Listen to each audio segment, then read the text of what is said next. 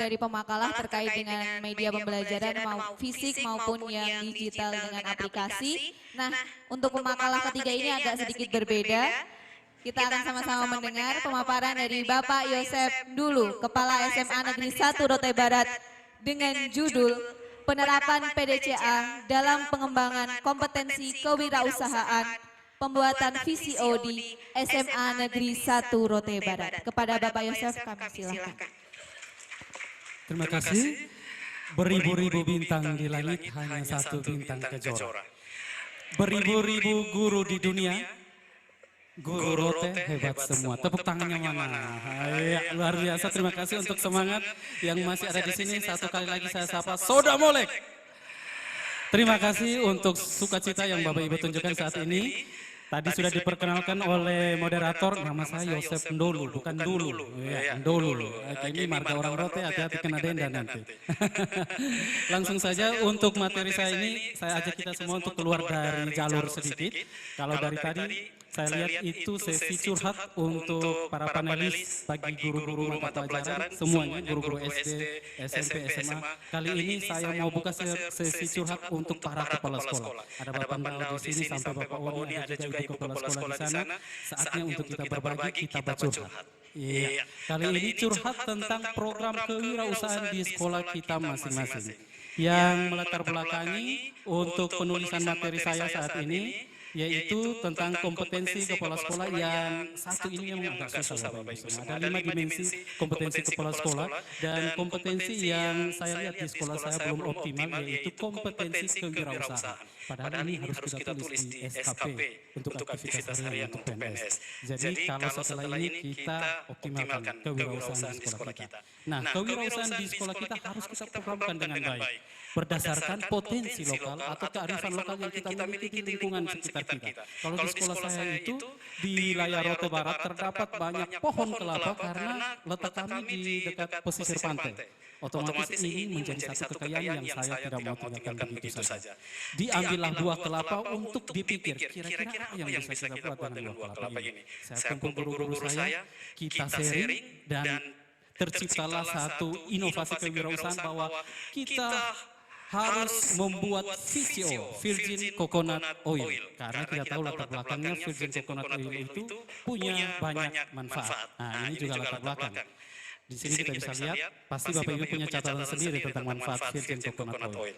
Nah, dari kewirausahaan ini, untuk tujuan yang saya ingin raih, yaitu yang pertama menumbuh kembangkan kompetensi kewirausahaan, dan yang kedua untuk meningkatkan implementasi kewirausahaan dengan mata pelajaran yang ada di sekolah saya. Dan saya ambil satu siklus untuk menuntun kewirausahaan di sekolah saya dengan PDCA. Apa sih PDCA? PDCA ini P, plan, D, do, pelaksanaan, cek, pemeriksaan, tindakan perbaikan. Plan itu rencana. Ini siklus yang sangat baik yang diperkenalkan oleh Edman Gemi pada tahun 1986 untuk mengukur kegiatan berskala pendek namun berkelanjutan. Jadi kewirausahaan itu tidak boleh berhenti Bapak Ibu semua. Berkelanjutan, bila perlu dibuat terstruktur lebih rapi setiap bulan harus ada. Nah, untuk hasil pembahasannya saya mulai dengan siklus plan. Apa yang saya buat untuk siklus ini? Yang pertama yaitu saya memberikan sosialisasi kepada seluruh warga sekolah. Di dalamnya juga ada komite dan orang tua. Juga siswa, guru, tenaga kependidikan dan sebagainya. Setelah itu saya masukkan dalam penyusunan program kewirausahaan ini dalam penyusunan RKS di awal tahun. Berikutnya saya pindah ke perancangan jadwal terstruktur setiap kelas dan penanggung jawab kegiatan. Saya angkat satu pembina kewirausahaan di sekolah saya. Bersama dengan jadwal ini saya bagi bulan Januari kelas 12 sains yang buat, bulan Februari 12 sosial yang buat, bulan Maret 11 sains yang buat, dan seterusnya sampai bulan Oktober kami sudah berhasil menciptakan kewirausahaan secara terstruktur. Jadi bukan satu tahun satu kali. Setiap bulan kami buat dengan penanggung jawab kegiatan, wali kelas yang anak-anaknya buat, dia ikut mengakomodir kegiatan yang ada. Dan untuk siklus plan ini adapun pembelajaran yang kita ambil dari sini kami bedah kurikulum. Kira-kira apa mata pelajaran yang terintegrasi dengan kewirausahaan yang ada. Jangan sampai kita buat kewirausahaan tapi tidak ada integrasinya dengan mata pelajaran kita di sekolah. Jadi harus ada integrasi antara kewirausahaan yang kita buat dengan mata pelajaran yang ada. Ini saya ambil bahasa prakarya sains dan sosial. Bahasa itu ada teks prosedur atau prosedur teks, prakarya cara membuat VCO, sains itu kami ada materi sistem koloid, dan sosial itu adalah nilai-nilai kewirausahaan yang dapat kita petik. Nah, di sini proses pembuatan saya tunjukkan lewat foto ini. Ada anak-anak yang bertugas, pembina dan juga wali kelas yang membuatnya. Ikut membuatnya. Berikutnya siklus cek. Siklus cek ini pertama-tama kami buat visual, kami cuma taruh di botol seperti ini yang sudah kami sterilkan sebelumnya. Namun ketika kami melihat kemasan yang kurang bagus, kami ambil lagi botol yang lebih keras, botol kaca dari UC1000 yang kami sterilkan terlebih dahulu. Itu alat ukur yang pas untuk kami pasarkan. Dan kami taruh logo di dalam. Dan untuk siklus pemeriksaan ini juga pelajaran kimia mengambil VCO untuk menghubungkan dengan mata pelajaran sistem koloid. Berikutnya untuk siklus F. Siklus F ini kami tidak lanjut lagi. Kira-kira apa yang harus kami buat dengan botol kaca tersebut? Apakah berhenti sampai di situ? Namun tidak Bapak Ibu semua, kami berpikir lagi untuk membeli botol yang lebih baru, yang lebih higienis dengan tutup yang masih disegel. Kami taruh logo untuk penamaan produk dan penamaan nama sekolah untuk pemasaran. Dan tindak lanjut pada pembelajaran dalam proses ini bahwa saya menghimbau, memotivasi kepada semua guru, ayo ciptakan pembelajaran berbasis project based learning. Karena di sistem kurikulum pendidikan yang baru ini, kita diharuskan untuk membuat pembelajaran berbasis proyek. Dan saya yakin Bapak Ibu Guru bisa mengusulkan lagi kewirausahaan yang baru di sekolah kita masing-masing. Ini gambar saya dan teman-teman guru saya dan beberapa kalangan yang sudah membeli produk kami. Ada pihak Sit Resort Hotel yang sudah membeli produk kami untuk dipakai sebagai bahan massage. Berikutnya hasil wawancara saya tanya ke guru-guru dan siswa, mereka senang sekali untuk guru mengatakan sekolah dapat menambah sumber dana untuk pengembangan sekolah. Kita punya dana yang tetap untuk kewirausahaan ini. Dan juga untuk siswa mereka senang karena lebih antusias karena memaknai pembelajaran secara langsung antara materi dan praktek kewirausahaan di sekolah saya. Dan kesimpulannya terjadi peningkatan kompetensi kewirausahaan sekolah dengan bantuan PDCA cycle yang tadi saya bilang, dan yang kedua integrasinya dengan aspek pembelajaran dapat meningkatkan mutu pembelajaran karena siswa lebih antusias lagi memaknai pembelajaran secara langsung dalam praktek kewirausahaan yang ada. Dan usul saya pada saat ini untuk semua kita yang ada di sini, kalau sudah ada kewirausahaan tetap lakukan itu dengan baik, lebih terstruktur, lebih optimal, jangan hilangkan, jangan 1 tahun 1 kali, buat tiap bulan bagi jadwal yang baik, pakai siklus PDCA ini, terus melakukan evaluasi pembaruan terus-menerus, karena kewirausahaan ini adalah satu kompetensi dari seorang kepala sekolah yang harus dijalankan setiap bulan.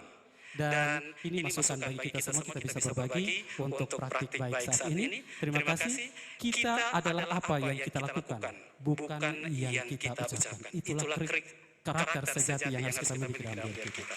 Sudah mulai. Baik, tips yang luar biasa dari Bapak Kepala SMA Negeri 1 Rute Barat dalam memanajemen suatu kewirausahaan di sekolah. Benar Bapak Ibu Kepala Sekolah? Oke, mungkin nanti bisa diimplementasikan di sekolah masing-masing. Kita akan lanjut pada pemakalah keempat. Saya persilahkan Ibu Jumtarulaini SPD dari SDI Andaiko dengan judul untuk sesi 3 ini saya akan buka 4 penanya. Jadi Bapak Ibu yang akan bertanya silahkan angkat tangan. Oke, Ibu yang di sebelah kanan.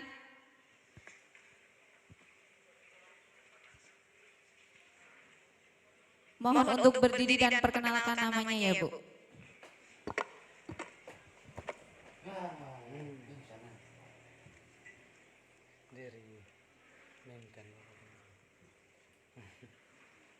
Baik, terima kasih untuk kesempatannya.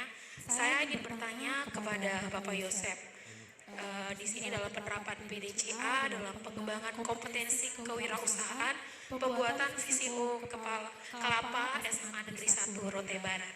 Pertanyaannya, dalam kewirausahaan yang telah dilakukan oleh sekolah dan juga peran aktif dari Bapak Kepala Sekolah dalam pembuatan VCO, saya ingin bertanya yang pertama, dalam pembuatan VCO ini pasti ada trial dan error, pasti mengalami kegagalan dan juga keberhasilan. Pertanyaan saya, penyebab apa yang terjadi ketika mengalami kegagalan dalam pembuatan VCO dan bagaimana solusi sehingga bisa menghasilkan produk VCO yang berkualitas. Pertanyaan yang kedua, bagaimana cara Bapak untuk menentukan standarisasi mutu dalam pembuatan produk VCO ini agar bisa dipasarkan dan juga bisa bertahan lama, bahkan bukan hanya dipasarkan di dalam rote saja, bahkan bisa di luar rote, bahkan di mancanegara. Terima kasih.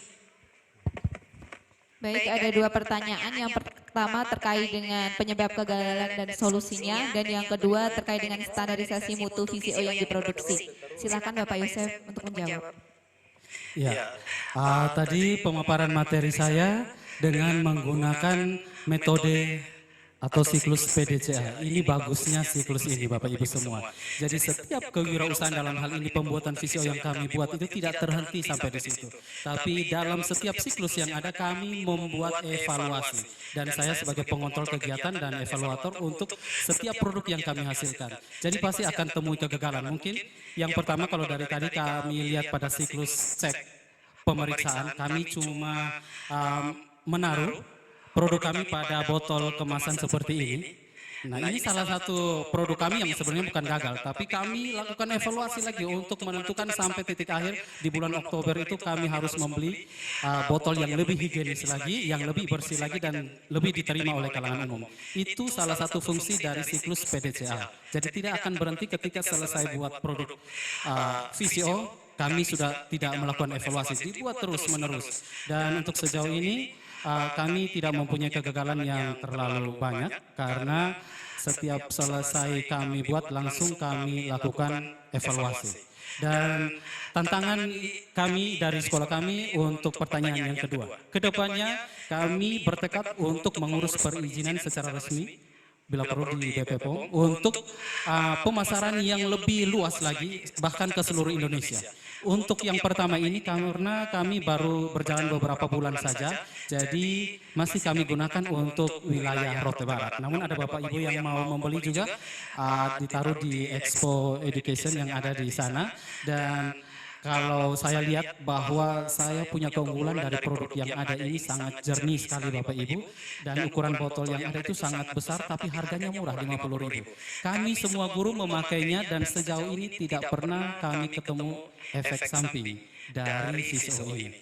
Kami pakai sendiri, kami konsumsi, bahkan konsumen yang membeli produk kami juga sejauh ini belum ada yang mengeluh tentang produk kami. Tapi kedepannya itu tantangan yang akan kami evaluasi untuk peningkatan produk kami lebih luas lagi dan kami produksi lebih besar lagi, ke umum lagi. Namun yang saya mau tekankan di sini bahwa kewirausahaan sekolah bukan tempatnya untuk kita mencari untung, karena kita bukan menciptakan pabrik di sekolah kita.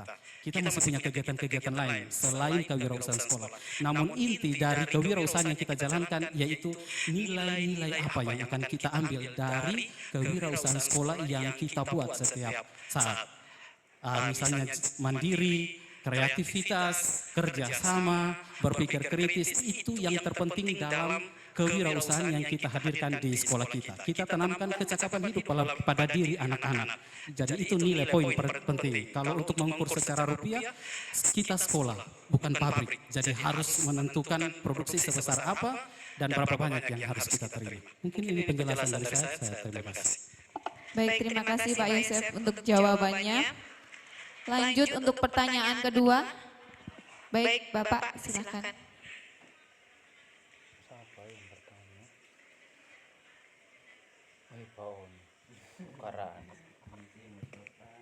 Baik, terima kasih atas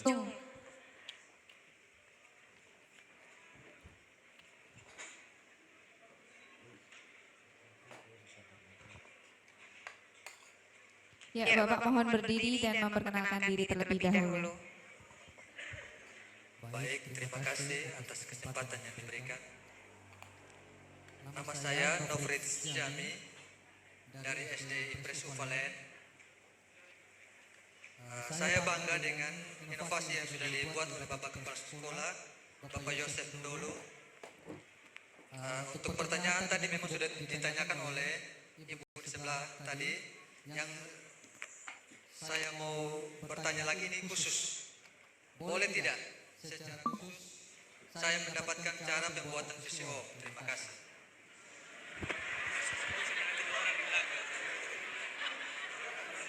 Oke, langsung saja Pak, bisa langsung dijawab.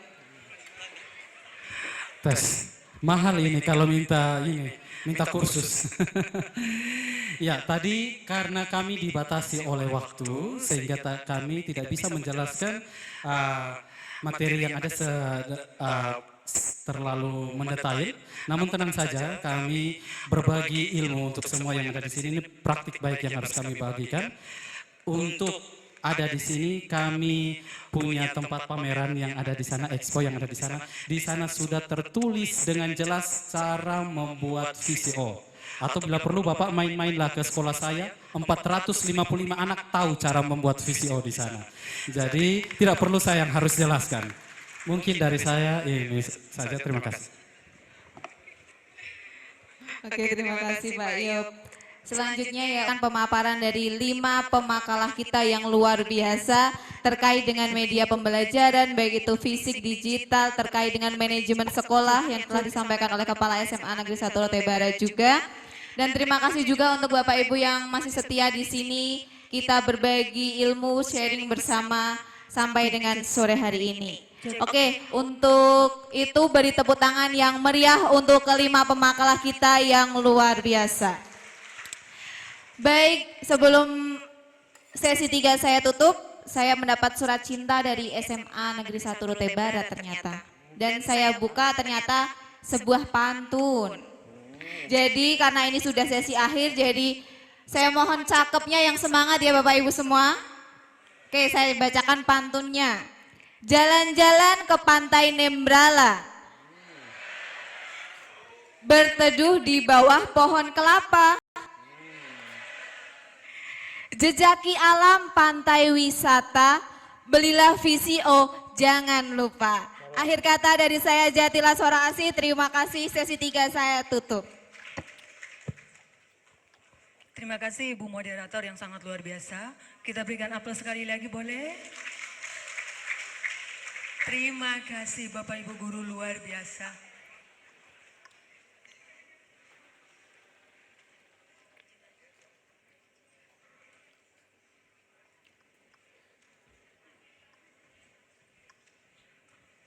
Seminar nasional, kita masuk pada sesi panelis ketiga yang akan dipandu oleh Ibu Jatila Suara Asih Sarjana Pendidikan. Kepada Ibu Jati kami, silakan.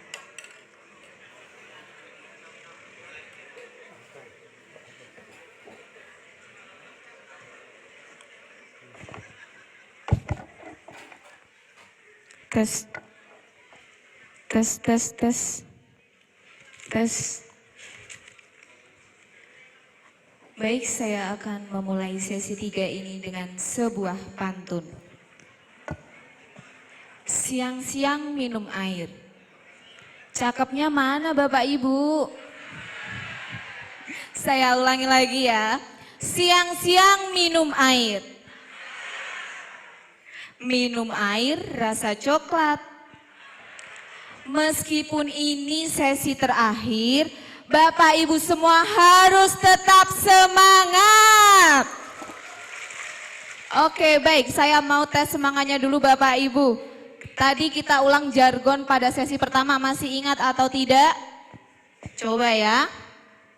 Merdeka belajar, guru merdeka, siswa merdeka, belajar jadi bahagia. Oke, tepuk tangan dulu Bapak Ibu semuanya. Baik, di sesi 3 ini kita juga akan bertemu dengan 5 pemakalah yang luar biasa, Bapak Ibu Guru Binaan YPA MDR yang akan membagikan pengalaman mereka, praktik baik mereka kepada kita semua. Tanpa berlama-lama saya undang para pemakalah untuk hadir ke atas panggung. Yang pertama kita sambut dengan semangat Bapak Maurid Boboy SPD dari SMP Negeri 3 Rote Barat.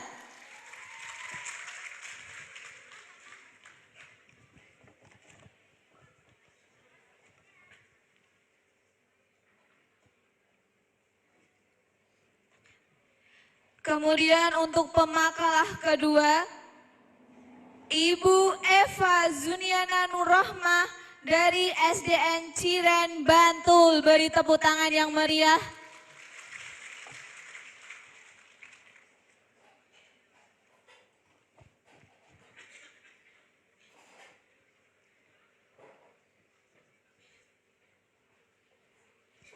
Kita lanjut pada pemakalah ketiga.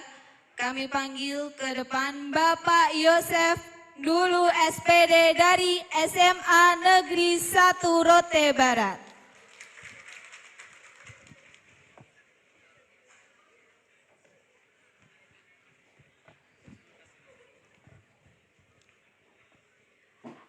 Untuk pemakalah keempat, Ibu Jumtarulaini SPD dari SD Anda Iko. Beri tepuk tangan yang meriah.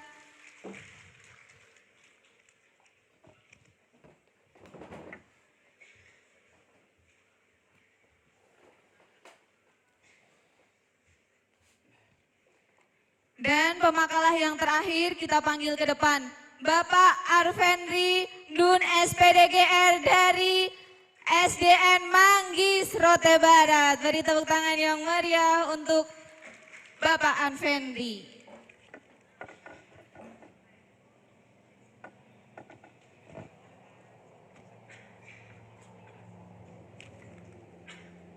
Baik, saya sudah bersama dengan 5 pemakalah. Ini ada satu ibu yang dari Bantul, yang lainnya dari tuan rumah. 1 lawan 4 ini ya Bu, siap? Kemudian ada juga yang lainnya dari sesi pertama Bapak Ibu Guru. Ini ada yang istimewa. Ada kepala sekolah dari SMA Negeri 1 Rote Barat. Tepuk tangan yang meriah dulu.